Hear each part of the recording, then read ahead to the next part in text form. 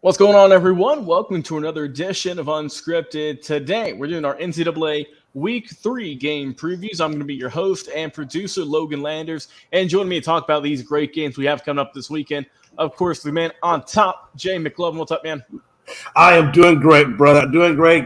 Glad to talk some college football. Oh, I'm with you, man. And, of course, below me, the man Dustin Reese. Glad to have you back on the show, man. Hope you're doing well. Oh, doing well. Just very busy. I feel you, man. I feel you on that. Well, hey, if you guys enjoy the episode, like, comment, share, subscribe.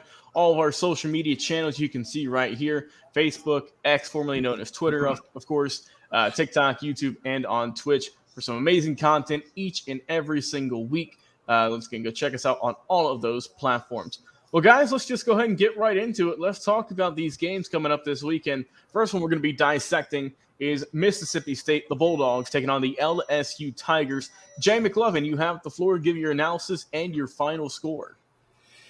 Yeah, absolutely. Man, Mississippi State, they have a pretty good team, but I think LSU is going to take the win in this one.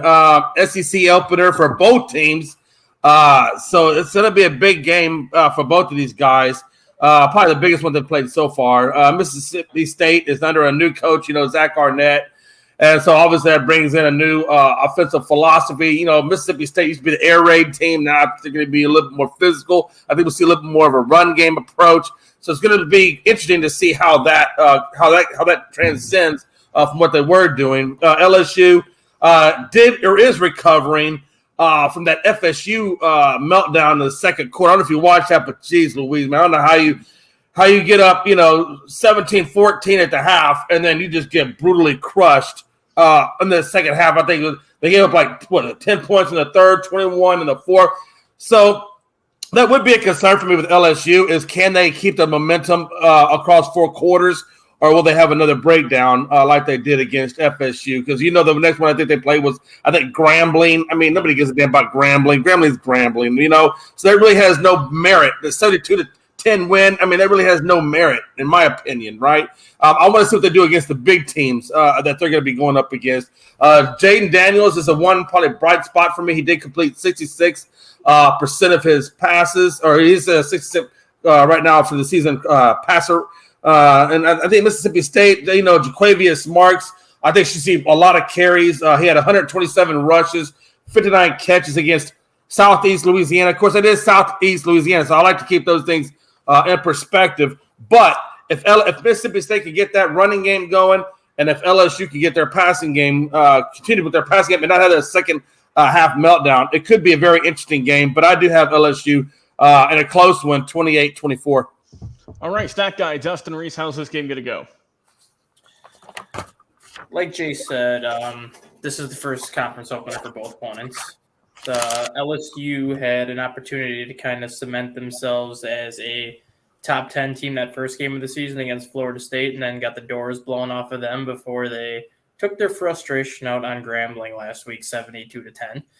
So this is kind of going to be maybe that little redemption game for them in terms of we're getting a better opponent now. Now we got to go show that we are better than what we showed against Florida State. But after watching Florida State last week too, Florida State looks legit. So maybe this loss that they had against Florida State isn't going to be as bad as some people expected it to be. Despite being 2-0, I don't think Mississippi State's been impressive at all. Especially look at last week when they had to go to overtime against Arizona to beat Arizona, and Arizona is not a powerhouse program at all. So that kind of worries me a little bit. Will Rogers has not looked good at quarterback this season.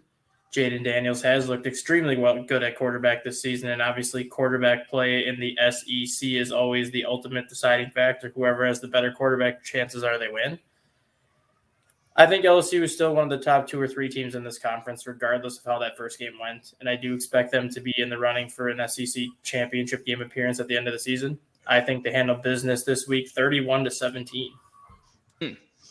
All right. My prediction for this game, what I would need to see from both these teams, talking about LSU first, I'm going to see if they can get to the quarterback. Through 2 games, you only have 1 sack on the season. I need to see some more pressure on the quarterback. For Mississippi State, like you mentioned, Dustin, I need to see Will Rogers have a better game all in all. Like you said, like Jay said, give the ball a little bit more to Jaquavius Marks. He's done pretty well so far this season, a 5.8 average per carry. So I would definitely feed him a little bit more. But ultimately, I'm going to go with LSU getting the win in this ball game. It can be LSU 31 and give me Mississippi State 24 in that one.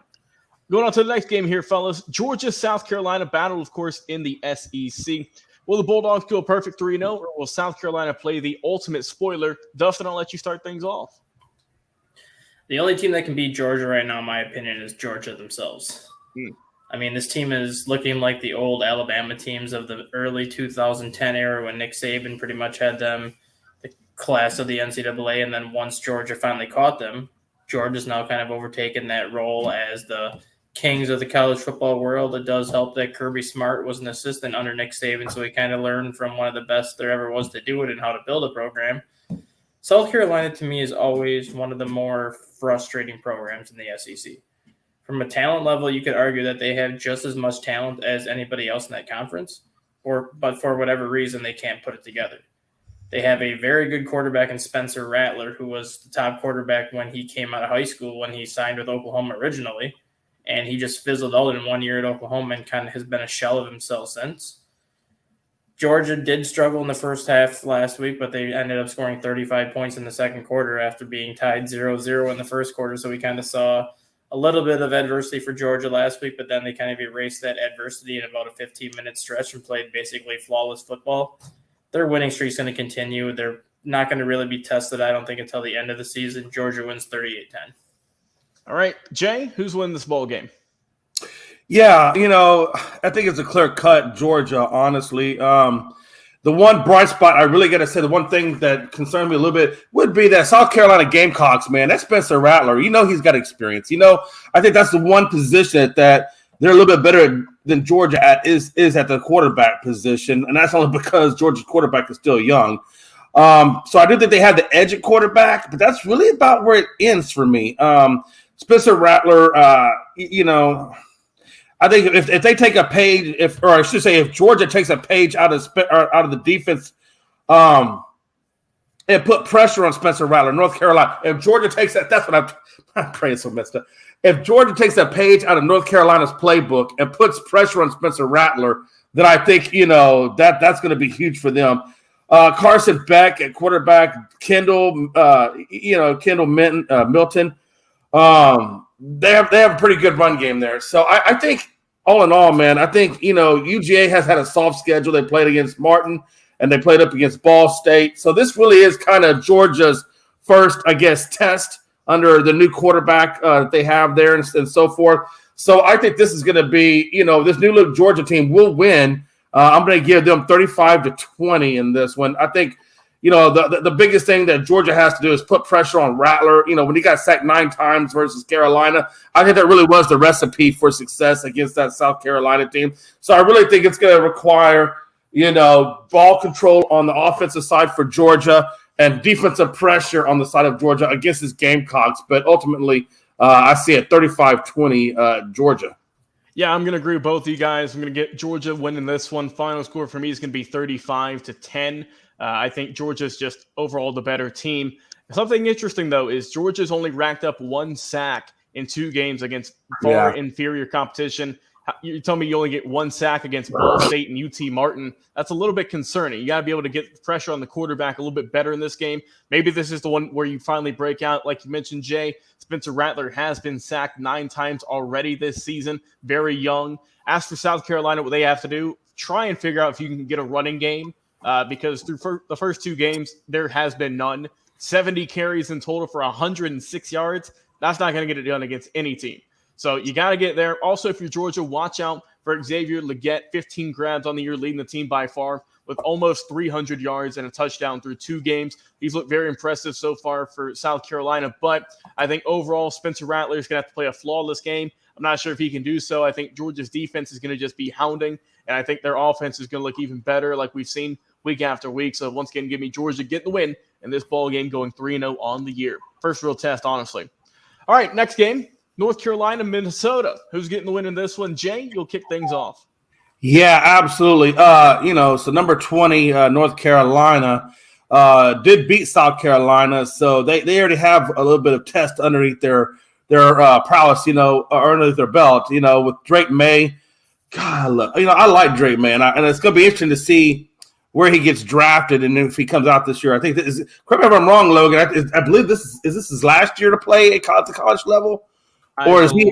No. Actually, no. He's a sophomore, so he's got a couple more. Last year was his freshman year. Never mind. Minnesota, they're 0-3 versus ranked teams under PJ Fleck. So that's kind of concerning right there. Is the fact that you're 0-3 against ranked teams. So and then especially since you're going to go against Drake May and company, they have a hell of a running back team in Brooks and Hampton. If week 1, Brooks had, I think, 103 yards rushing. Hampton had 200-plus yards, I believe, on 26 carries in week 2.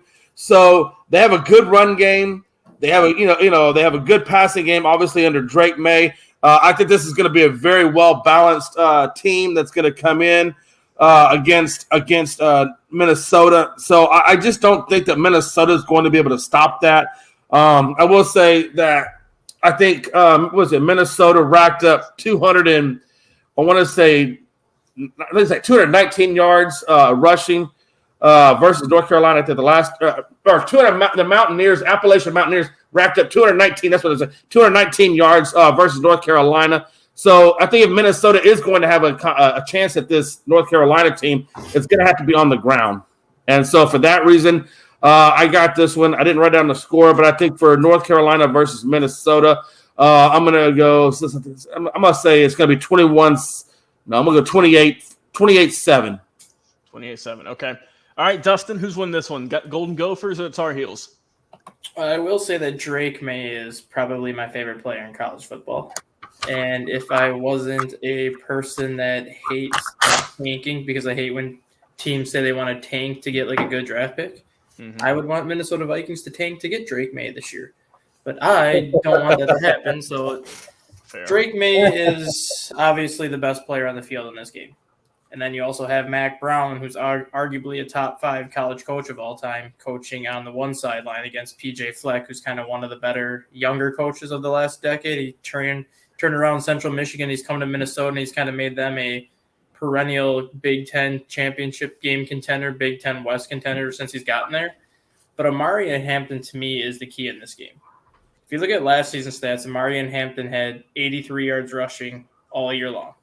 He's got 271 yards in 2 games this year, including his 200 yards last week against Appalachian State. He's not going to get 200 yards against Minnesota because Minnesota's always been good at stopping the run.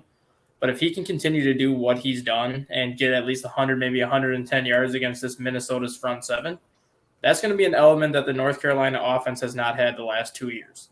It's basically been Drake May, and a lot of passing. If they can get this running game mixed in with what Drake May can do, North Carolina is going to be a scary team and a tough team to knock out in not only the ACC, but a tough team to knock out like once the season gets going. And right now I like North Carolina in this game. I think it's going to be a little bit closer than what people expect just because Minnesota is a lot more physical than what North Carolina is used to.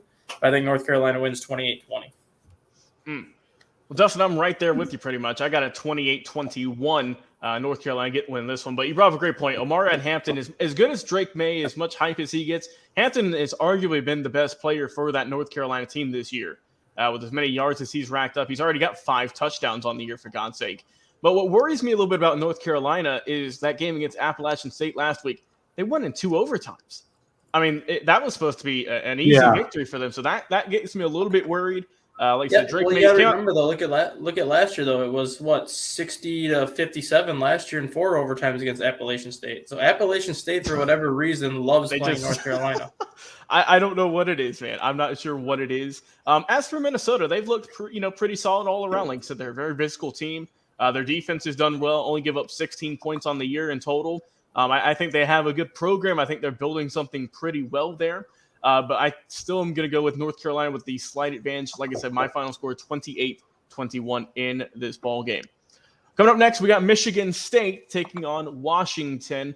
All right, Dustin, who's coming away with this one? You got the Huskies or the Spartans, led by not Mel Tucker this week.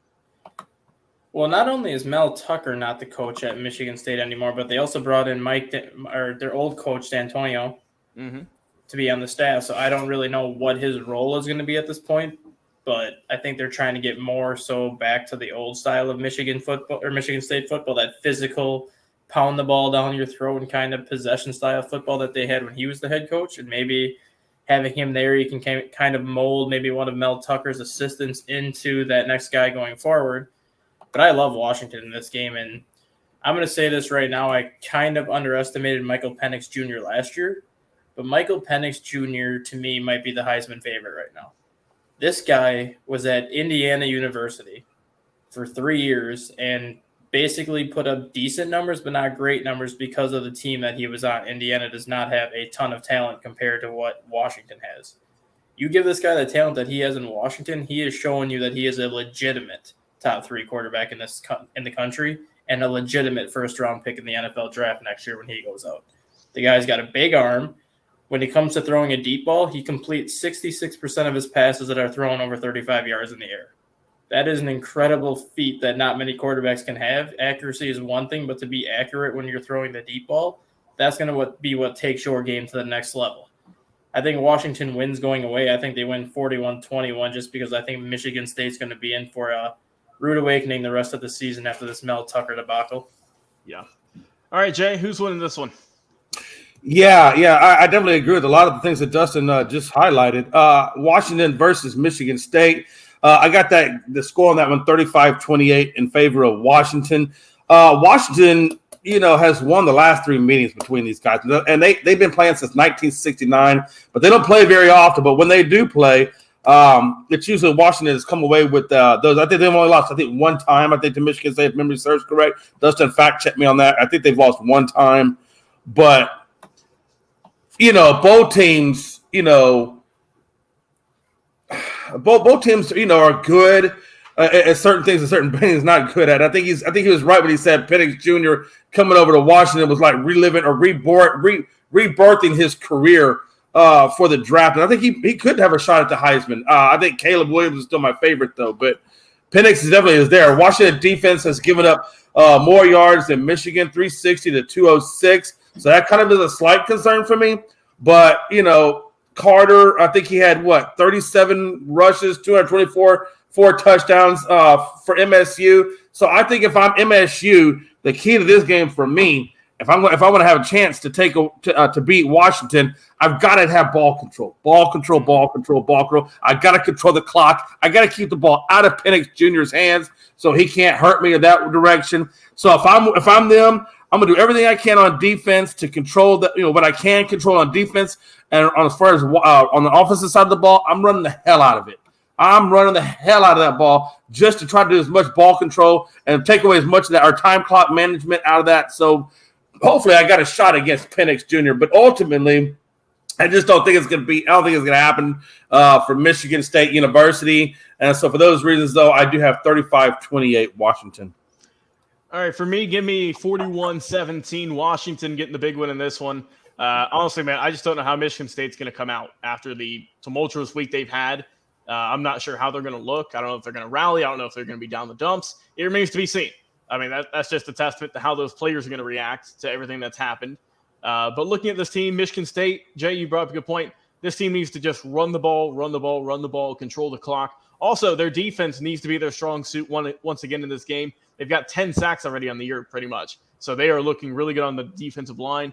As for Washington, it's going to be a heavy dose, of course, as you mentioned, Michael Penix Jr., who's in the Heisman Trophy candidacy, probably, like you said, him, Williams, May, Sanders. Those are the main 4 I can think of. But he's looked really well. Like I said, close to 900 yards, probably going to get it. And then some of this game might go over 1,000. 8 touchdowns, only 1 interception on the year, only sacked once as well. That's a good testament to his offensive line there at Washington and why they're ranked so high this year. So I like Washington in this game. I think they've just got a better program. I think they're looking really well right now, and I think they're going to be the favorites coming into this matchup on Saturday. Next game, we have another SEC showdown. Tennessee Volunteers and the Florida Gators. Can Florida get back on track, or will Tennessee continue running through opponents? Dustin, I'll let you start things off, my friend. Any other season, I would probably pick Florida to win this game because the game is being played in Florida. But they have Graham Mertz as their quarterback. I got to sit through Graham Mertz for 3 years at Wisconsin. And whenever Graham Mertz is facing a tough opponent, he goes into hibernation and forgets how to play football. And you forget how to play football against this Tennessee team, they're going to run you right off that field before you can even blink an eye. I think Tennessee wins 45-7. I don't think Florida stands a chance in heck in this game because Graham Mertz couldn't cut it in Wisconsin. And yet he thinks he's going to cut it in the SEC. That's a good point. Strong words. All right, Jay, go ahead. What you got here? I think Dustin kind of hit the nail on the head when he talked about that. I mean, that's true. If you can't cut it, in Wisconsin, how the hell are you going to cut it in the damn SEC? That's a damn good point. And this one I actually have them 35-14. I kind of hit him a little bit, but yeah, I think normally, like Dustin said, between these two teams, I probably would go Florida. But don't knock this Tennessee team, man. This is the team that, has beaten Alabama. So it's not like they're just some, team that can't get it done. They're 2-0. Florida's 1-1. Right now, I think when this is all done, Florida will be 1-2, and Tennessee will be 3-0. Like I said, 35-14 is what I got the score at. I think Tennessee, because of its run game, Tennessee, I think, is ranked 4th in rushing and also in the nation. Now, keep in mind, yes, they're ranked 4th in the nation for rushing, but they've only played Austin Peay in Virginia. So I don't want to put too much hype on that, but still, it is something to be said. Tennessee's rush defense will also be too much. They are, again, ranked number 1 in the nation for sacks, but again, Austin Peay in Virginia. So I like to keep it a little bit under control there, but they have done some good things, and they are doing some good things. And I think the things that they're doing on the rush and on the defense, like Dustin said a minute ago, Graham Mertz probably won't be able to handle what Tennessee's going to give them, and I do think they crumble. Graham Mertz, he is 74% completion, 526 and 2 TDs, so he has had success. But again, like to Dustin's point, he hasn't faced a defense, I don't think, like Tennessee's yet, and I think that's going to be where things kind of go left for him. So the Gator O-line, if they're going to have a chance at this, to Dustin's point, they're going to have to give Graham some time to be able to make those plays and hopefully settle down those jitters about a rush defense. But at the end of the day, I just don't think it's going to happen, and I think Tennessee's going to go 3-0. Yeah, I got to go with y'all, man. I think Tennessee is just a really good team. Their defense is suffocating, tied for first with Nebraska for 11 sacks on the year so far. And let's be real, if Nebraska didn't play Colorado last week, then Tennessee would be running away with this. But, yeah, their defense is really strong. People don't talk about that enough, I think. We all know Joe Milton has a cannon for an arm. Like you mentioned, Jay, their running game is sneaky good. They have some really good players there. I mean, Jalen Wright and Jabari Small both have ran for over 150 yards through, like I said, 2 games in which they should have put up those numbers. That's what good teams do. That's why you get those big wins. And I think that Tennessee's just a better program. All in all, Florida seems like they've just been on a downward spiral here in the last couple of years. I mean, if you're Florida, man, you just got to have a big day. But like that guy said, Graham Mertz, usually when the lights get brighter, he goes away somewhere else. But watch out also, Ricky Purcell, 14 grabs on the year for almost over 215 yards. He's looked really well. That's been a bright spot for that offense for Florida. But other than that, man, I got to go with Tennessee getting the win in this one. Give me Tennessee 42 and give me Florida 14. I think the Tennessee Volunteers can go to 3-0 on the year and probably crack that top 10 here very, very shortly. All right, gentlemen, we finally made it to our final thoughts. Anything else you want to get off your mind before we get out of here today? Jay, I'll let you start things off. Yeah, Texas going to win the national title. Wow. All right. That's all. That's it. Just a one sentence. That's all he needs, and he's walking away. Dustin, anything you want to say about your teams coming into this weekend? Not about my teams this weekend, but I'm going to say that Colorado is going to make it to the college football playoff, and I think teams are going to start realizing you don't want to poke the bear and talk smack to Deion Sanders because he's been able to back it up every game so far. Now you got the Colorado State coach trying to talk smack to him before this weekend's game.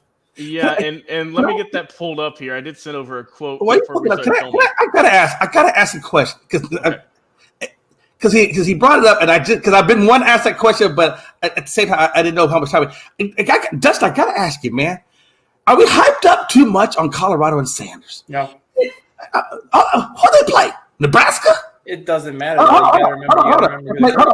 They played Nebraska, and they played TCU, who missed 22 defensive assignments. I mean, really, why are we so quick to anoint Sanders and his son because of two soft-ass damn teams? Because of Travis Hunter. Soft. Because of Travis Hunter, who's the best player in the country, playing two games. What they played? They played nobody. But you got to remember, though, of the 22 starters that Colorado has on that field right now, 19 of them started in the FCS last year. They were not starting against FBS competition last year, and the 19 starters that were against FCS competition are now in FBS competition and making it look very easy right now. It doesn't matter who the opponents are. FBS is much different than FCS. And the FCS quarterback, Shedeur Sanders, is going out there and looking like a legitimate NFL quarterback right now. Yeah, I got to see against harder teams. I'm not going to get on that. I'm like the Cowboys. I'm not getting hyped up just too soon. I got to see against better teams, and then maybe I'll get on that train. Well, just a quick note here. Like Dustin mentioned, Colorado State coach Jay Norvell talked about Deion Sanders' attire. A quote he said, he says, "When I talk to grown-ups, I take my hat and my glasses off. That's what my mother taught me." Bro, do you know how much Colorado State lost by last week? In their first game of the year, they lost 50-24 to Washington State. I don't want to be poking a team who Dustin mentioned with Shedeur Sanders, who's thrown the ball for the most yards in college football by far. Grant, their offensive line sucks. I mean, there's no ifs, ands, or buts about that. That offensive line ain't doing nothing. But, man, they're putting up points by the bunches. And, hey, if you gave up 50 points last week, I'm expecting at least 50 this week. I'll just keep it at that. All right, well, hey, Jay, Dustin, appreciate you coming on, man, talking our NCAA Week 3 game previews. Once again, tune in tomorrow. We're going to be doing our our NFL Week 2 previews. Already got Thursday Night Football up there, so we'll be getting the rest of the games here very soon. Once again, appreciate you guys coming on. Check out all of our social media channels, Facebook, TikTok, YouTube, Twitch, all the other ones there. Once again, we'll talk to you guys on another episode of Unscripted. See you soon, guys.